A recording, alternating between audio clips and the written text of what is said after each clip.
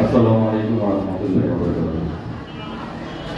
শহীদ বীর সালাউদ্দিন সুমনের দ্বিতীয় শাহাদাত বার্ষিকী উপলক্ষে আজকের এই আলোচনা সভা এবং দোয়া মাহফিলের সম্মানিত সভাপতি, উপস্থিত মহানগর বিএনপি এবং অঙ্গ সংগঠন সহ বিভিন্ন পর্যায়ে সম্মানিত নেতৃবৃন্দ, অনেক রাত্র হয়েছে। আপনারা প্রায় 3 ঘন্টা যাবৎ, প্রায় 2-2.5 ঘন্টা যাবৎ বক্তব্য শুনছেন।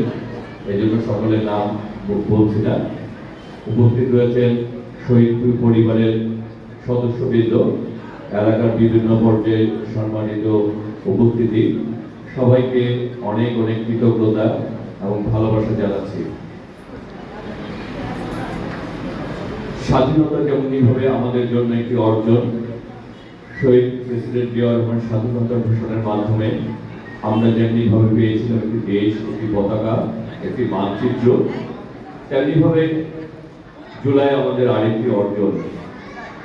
স্বাধীনতা যুদ্ধে যারা জীবন দিয়েছে তারা যেমন মুক্তিযুদ্ধ হিসেবে সারা জীবন জাতির কাছে শ্রদ্ধার পাত্র হিসেবে থাকবেন, তেমনিভাবে জুলাই যারা শহীদ হয়েছেন তারাও সারা জীবন শহীদ বীর হিসাবে আমাদের কাছে সেই সম্মানের জায়গায় ইনশাআল্লাহ থাকবে। এই দেশের জন্য, এই দেশের মানুষের জন্য, গণতন্ত্রের জন্য যারা যে অবস্থায় থেকে জীবন দিয়েছে, আমরা জাতি হিসাবে, দল হিসাবে, ব্যক্তি হিসাবে তাদেরকে সেই সম্মানের জায়গায় সারাটা জীবন প্রতিষ্ঠিত করতে চাই।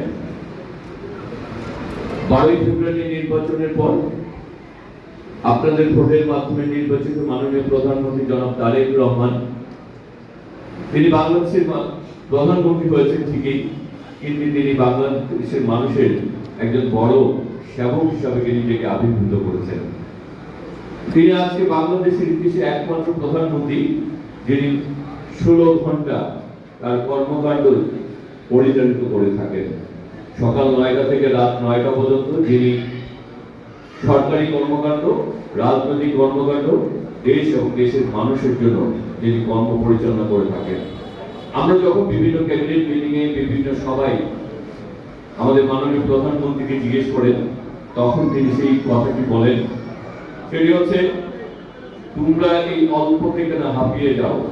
তোমরা যখন হাঁপিয়ে যাও, তোমরা যখন ক্লান্তি বোধ করো, তোমাদের মধ্যে যখন হতাশা কাজ করে, তখন এই দেশের জন্য যারা শহীদ হয়েছে, জুলাই আগস্টে যারা শহীদ হয়েছে, আমাদের পরবর্তী গণতান্ত্রিক আন্দোলনে আমাদের যে সকল সহযোদ্ধারা শহীদ হয়েছে এবং যারা গুম রয়েছে, তাদের কথা যখন মনে করবা, তখন তোমরা নতুন ভাবে নিজেদের মধ্যে আবার নতুন সাহস, নতুন উদ্দীপনা, নতুন কর্মস্পৃহা তোমাদের মধ্যে জাগ্রত হবে।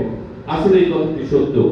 আমরা অনেক কারণে, অনেকে হতাশা ব্যক্ত করি, অনেকে ক্লান্তি বোধ করি, অনেকে অনেক অভিযোগ করি। আমি আমার রাজনৈতিক জীবনে আমার কখনোই কোনো অভিযোগ ছিল না, এখনো নেই। আমি সকল সময় আমি রাজনৈতিক নেতা কর্মীদের প্রতি আমি সকল সময় কৃতজ্ঞতা জানাই এবং ব্যক্তিগতভাবে আমি সবসময় শুকরিয়া আদায় করি যে মহান আল্লাহ তাআলা আমাদেরকে বাঁচিয়ে রেখেছেন। হয়তোবা আমরা সবাই মিলে ভালো কিছু করব এই দেশের জন্য, ঢাকা নয়ের জন্য, আমাদের দলীয় নেতা কর্মীদের জন্য। সেই জন্যই হয়তো আমরা সবাই আজকে যারা এখানে বেঁচে আছি, আমরা সকল বেঁচে আছি, হয়তো আমাদের দ্বারা এই দেশ তারেক রহমানের নেতৃত্বে এগিয়ে যাবে। আমরা ভালো কিছু করব যাতে করে আমাদের শহীদ যোদ্ধাদের যে রক্ত, সেই রক্তের ঋণ আমরা আমাদের এলাকার উন্নয়ন, আমাদের কর্মস্থল, আমাদের কর্মের মাধ্যমে, আমাদের ব্যবহারের মাধ্যমে, মানুষের সাথে, মানুষের পাশে থেকে তাদের জন্য কাজ করার মাধ্যমে হয়তোবা আমরা সেই ভালো কাজগুলি করবো দেখি মহান আল্লাহ তাআলা মনে হয় আমাদেরকে বাঁচিয়ে রেখেছেন। যে কারণে আজকে আমি আমার দলীয় নেতা কর্মীদেরকে বলি যে আমরা আসলে কেউ মন্ত্রী নয়, কেউ এমপি নয়, আমরা কেউ নেতা নই, আমরা সকলে জাতীয়তাবাদী আদর্শের একজন কর্মী এবং আমরা সবাই ঢাকা নয়ের আমরা ভালোবাসি এবং ঢাকা নয়কে নিয়ে আমরা ঐক্যবদ্ধভাবে ইনশাআল্লাহ এগিয়ে নিয়ে যাব, যাতে আমরা গর্বের সাথে বলতে পারি যারা জুলাই শহীদ হয়েছেন, যারা জীবন দিয়েছেন এই দলের জন্য, যারা গুম রয়েছেন, তাদের যে স্বপ্নগুলি ছিল গণতান্ত্রিক বাংলাদেশ, সেই শহীদ রাষ্ট্রপতি জিয়াউর রহমান আমাদের নেত্রী, যিনি যুদ্ধ করতে করতে সারাটা জীবন গণতন্ত্রের জন্য যুদ্ধ করতে করতে যে বিসর্জন দিয়েছেন, সেই নেত্রীর স্বপ্ন আমাদের যে 17 বছর নির্বাচন থেকে আবার বাংলাদেশে ফিরে এসে একটি ভঙ্গুর বাংলাদেশকে গড়ে তোলার কাজ করছেন। আমরা তার সেই নেতার একজন কর্মী হিসাবে, একজন সহযোগী হিসাবে, একজন নাগরিক হিসাবে, দলের একজন আদর্শিক কর্মী হিসেবে আমরা আমাদের দায়িত্বগুলি পালন করছি। সেই দায়িত্বগুলি আমরা তখনই পালন করতে পারবো যদি আমরা যারা এই দেশের জন্য, গণতন্ত্রের জন্য শহীদ হয়েছে, জুলাই যারা শহীদ হয়েছে, দল মত নির্বিশেষে আমাদের দলে যেমন নেতা কর্মী রয়েছে, তেমনি ভাবে এলাকার অনেক খেটে খাওয়া মানুষ রয়েছে, ছাত্র জনতা শ্রমিক যারা রয়েছে, আমরা সকল পরিবারের পাশেই থাকতে চাই, আমাদের দায়িত্বটুকু পালন করতে চাই।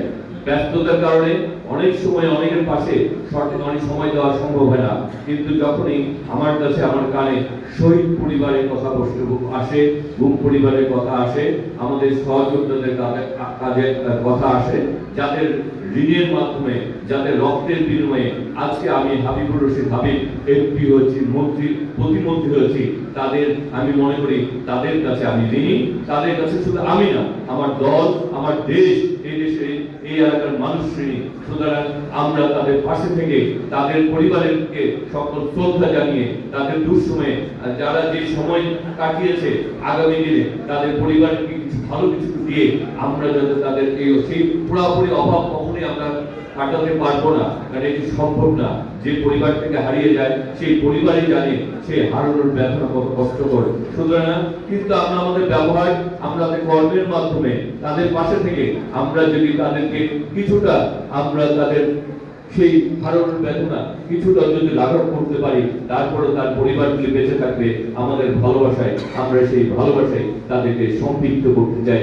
ইনশাল্লাহ আমরা কথা দিচ্ছি, আপনাদের পাশে আমরা ছিলাম, আজই থাকবো।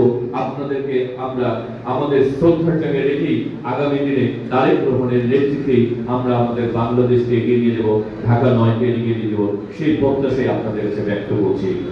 আর বক্তব্যের শেষ পর্যায়ে আমি শহীদ রাষ্ট্রপতি জিয়াউর রহমান, দেশনেত্রী বেগম খালেদা জিয়া, আমাদের আরাফাত রহমান সহ এই দেশের স্বাধীনতা যুদ্ধে যারা শহীদ হয়েছেন, আমাদের জুলাই আগস্টে যারা শহীদ হয়েছেন, আমাদের প্রতিটি গণতান্ত্রিক আন্দোলনে যারা শহীদ হয়েছেন, তাদের সকলের আত্মার মাগফিরাত কামনা করছি। আমাদের এই আন্দোলন সংগ্রাম করতে যারা পঙ্গুত্ব বরণ করেছেন, আমরা তাদের প্রতি সমবেদনা পোষণ করছি। আমাদের যারা গুম রয়েছে, সুজন ফরাদ সহ, আমরা তাদের প্রতিও আমরা আশা করছি আমরা তাদেরকে ফিরে পাবো। আমরা যতদিন না তাদেরকে ফিরে পাবো, তাদের পরিবারগুলি আমাদের পরিবার হিসাবে, তাদের পরিবারের সদস্য হিসেবে তাদের পাশে থেকে তাদের একজন সন্তান হিসেবে আমরাও যাতে বেঁচে থাকি।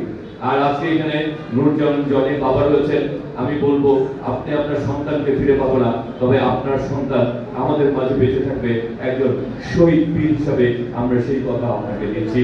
সুতরাং আসুন আমরা সবাই মিলে আমরা জুলাইকে আমরা ধারণ করি। এটিকে নিয়ে কেউ যাতে বিগত দিনে স্বাধীনতাকে পুঁজি করে, যারা স্বাধীনতা বিকৃত করতে, ইতিহাস বিকৃত করে স্বাধীনতাকে কলঙ্কিত করতে চেয়েছিল, আমরা যাতে আগামী দিনে এই জুলাইকে পুঁজি করে কেউ কোনো নতুন চক্রান্ত ষড়যন্ত্র করতে না পারে। জুলাই আমাদের সকলের, জুলাই আমাদের এই 18 কোটি বাংলাদেশের মানুষের, জুলাই আমরা সকলে মিলে ধারণ করব। জুলাইকে লালন করেই আমরা আগামী বাংলাদেশকে এগিয়ে নিয়ে যাব মাননীয় প্রধানমন্ত্রী তারেক রহমানের নেতৃত্বে। সেই দোয়া এবং সেই প্রত্যাশা জানিয়ে এবং শহীদ পরিবারের প্রতি আমার অগাধ শ্রদ্ধা এবং ভালোবাসা জানিয়ে আজকের মতো বিদায় নিচ্ছি। আমাদের ভালোবাসা, শ্রদ্ধা আপনারা আমরা সকলেই আগামী দিনে বাংলাদেশ গড়ব, সেই বাংলাদেশ হবে সকলের, আপনার আমার সকলে সেই শ্রদ্ধা এবং ভালোবাসা জানিয়ে বিদায় নিচ্ছি। আসসালামু আলাইকুম ওয়া রাহমাতুল্লাহি ওয়া বারাকাতুহু। সবাই বাংলাদেশ জিন্দাবাদ।